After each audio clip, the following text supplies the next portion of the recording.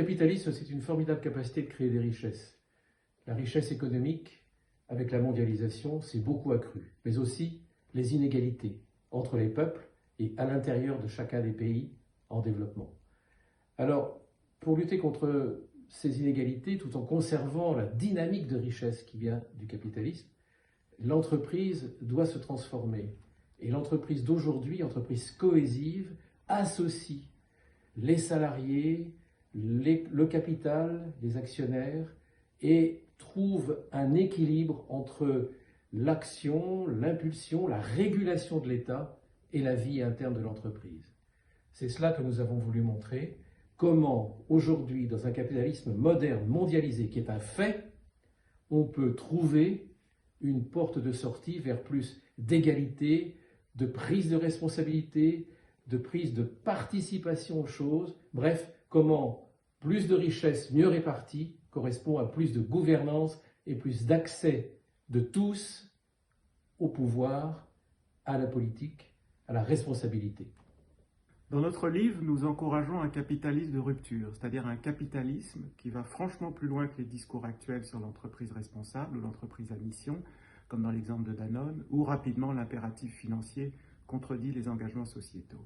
Ce que nous proposons est une étape radicalement nouvelle, avec des salariés devenus à la fois actionnaires et qui participent au conseil d'administration, c'est-à-dire un vrai partage du capital et du pouvoir pour aligner l'intérêt des salariés avec celui de l'entreprise et des actionnaires.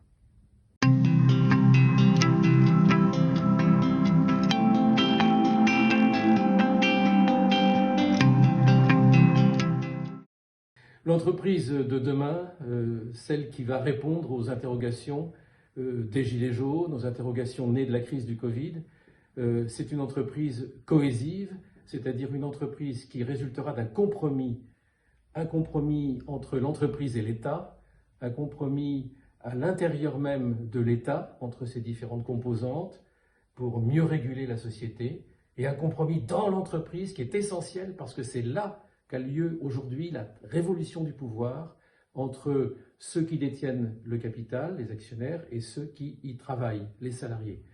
Et donc, le compromis historique aura lieu entre l'État et l'entreprise, à l'intérieur de l'État et à l'intérieur de l'entreprise.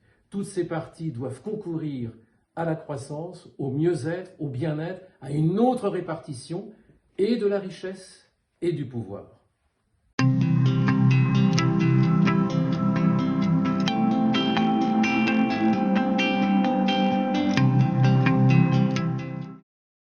C'est maintenant ou jamais aux politiques de favoriser cette évolution. C'est aussi aux salariés de s'approprier ces sujets et de montrer leur détermination à s'en emparer.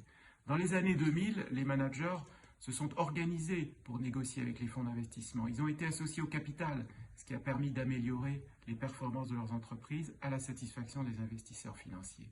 Aujourd'hui, c'est aux salariés d'être à leur tour associés.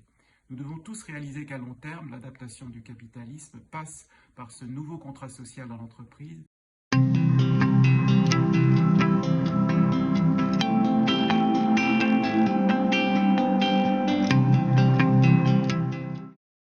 Finalement, la crise peut nous aider. D'une certaine manière, l'entreprise, après la crise, c'est une manière de renouveler les institutions et la vie publique. Oui, si j'osais, je dirais que l'entreprise est un moyen quasi révolutionnaire de recréer l'ardeur d'une république vivante.